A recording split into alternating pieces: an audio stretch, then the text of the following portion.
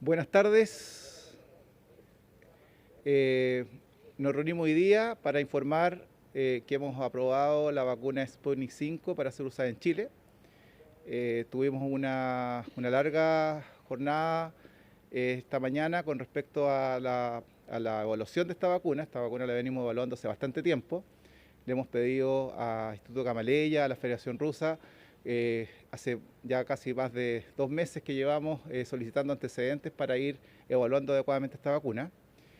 Quiero aprovechar y pedir las disculpas del caso porque tuvimos algunos problemas técnicos que no permitieron hacer esta evaluación en vivo.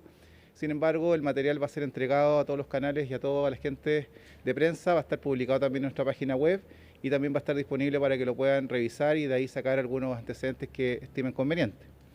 Comentarles un par de cosas antes de las preguntas. Lo primero es que tuvimos un equipo hoy día conformado por la doctora Lidice Fernández Gutiérrez, la doctora Margarita Ley, la doctora Leonor Jofré y el doctor Leandro Carreño, quienes fueron los expertos externos en esta oportunidad que valoraron la vacuna Sputnik 5.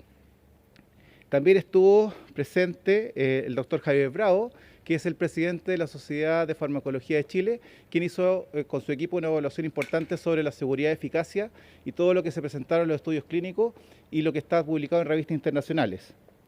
Además del jefe de ANAMED, Juan Roldán, la jefa del subdepartamento de farmacovigilancia, Verónica Vergara, el jefe de la sección de estudios clínicos, Nicolás Gutiérrez, la jefa de registro sanitario y autorizaciones de ANAMED, Patricia Carmona, y José Crisóstomo, que lideró todo lo que era la evaluación desde el punto de vista de la calidad y seguridad también de la vacuna con los equipos de expertos. Coordinó todo lo que eran las presentaciones y todo este proceso de evaluación, así que también hay que mencionarlo.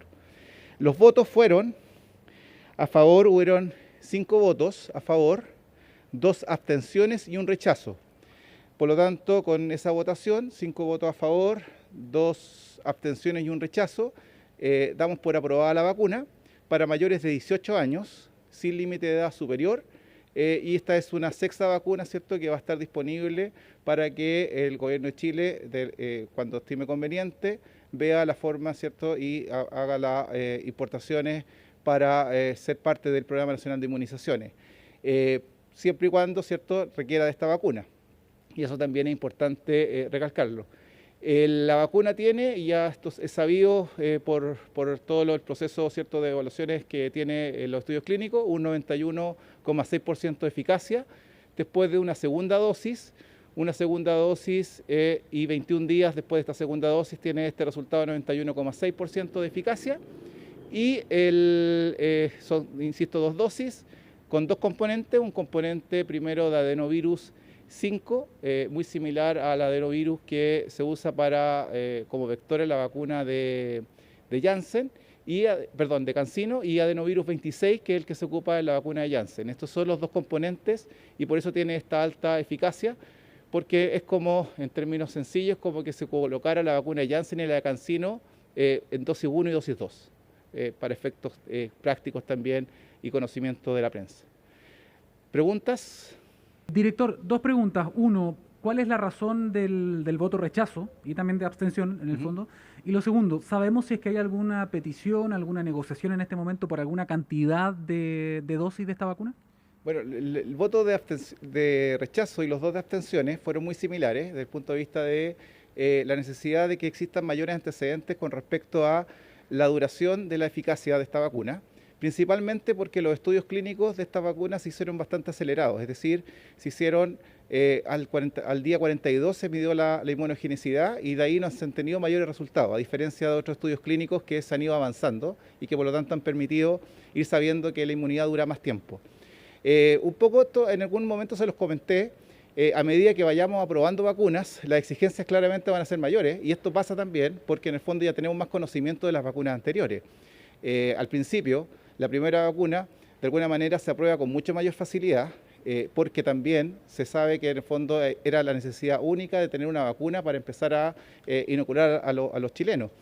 Hoy día, habiendo ya otras vacunas disponibles, claramente las vacunas cuando vienen a solicitar autorización al ICP se les está pidiendo mayores antecedentes, ha pasado más tiempo, por lo tanto hay más tiempo también para desarrollar los estudios. Y en ese sentido, esta vacuna en particular, los estudios que están presentados, tienen el dato de la inmunogenicidad hasta el día 42 y es por eso que en el fondo los expertos que votaron, la que votó en contra, que es la doctora Lidice Fernández, y las dos votos de abstenciones, principalmente fueron por eso, porque les faltaba estos antecedentes. Buenos días. Respecto al uso de esta vacuna en otros países de Latinoamérica como Argentina, Bolivia, Venezuela, ¿se tienen antecedentes respecto a la eficacia que ha tenido en la población general? En Argentina había supuesto estudios de fase 4, pero no había lo suficientemente personas inoculadas para poder obtener estos resultados.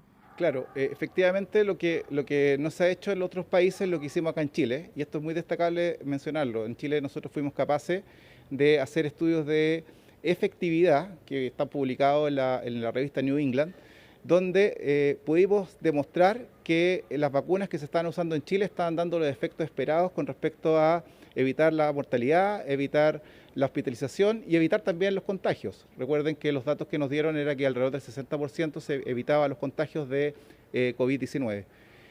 Ahora, ¿qué ocurre?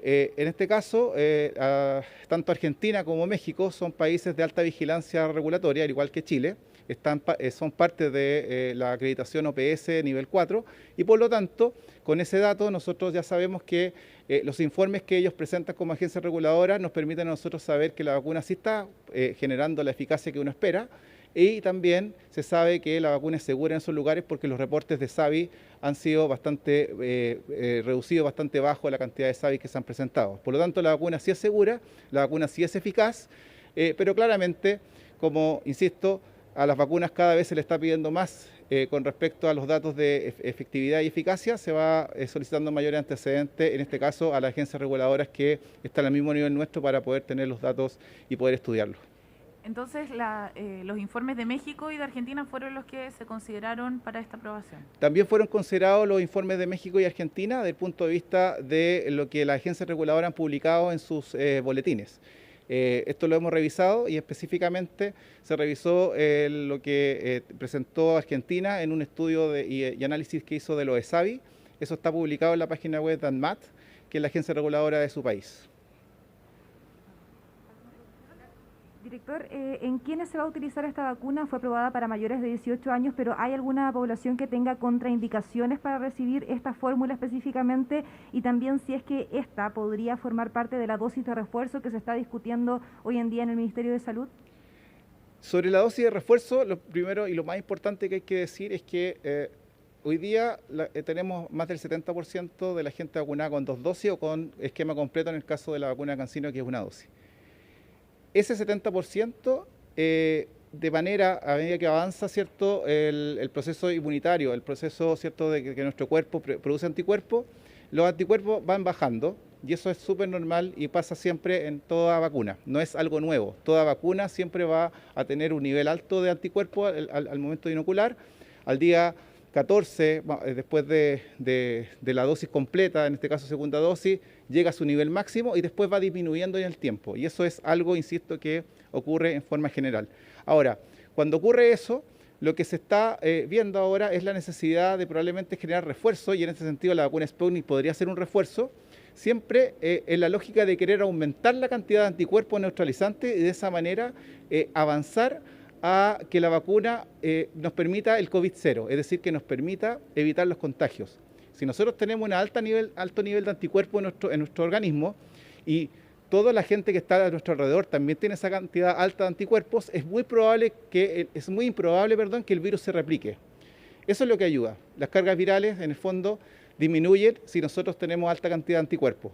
Y por lo tanto, si yo me vacuno, y se vacuna el que está al lado, y se vacuna el resto, y logramos esta protección capullo, evitamos, ¿cierto?, que el virus se siga propagando. Y en ese sentido, efectivamente, una dosis de refuerzo de Sputnik o de cualquier otra vacuna podría ser bienvenida en las personas que corresponda de acuerdo a factor de riesgo. Creo que es súper importante también destacarlo. No creo que sea para todo el mundo.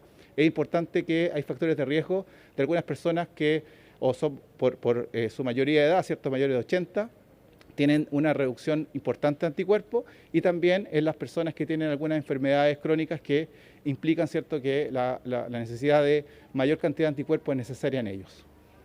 Director, buenos días todavía.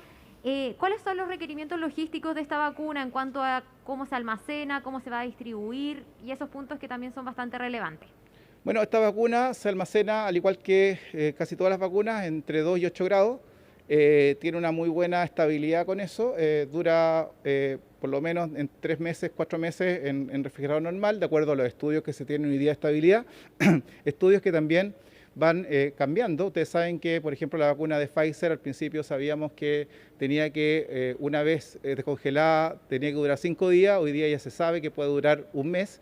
Y esto es obviamente siempre noticia en desarrollo a propósito de los estudios de estabilidad que los mismos laboratorios van haciendo para saber cuánto tiempo más puede durar una vacuna en refrigerador. Pero la vacuna principalmente se almacena entre 2 y 8 grados. Director, hola, buenos días. Ángela Rayman de Radio Bio Bio.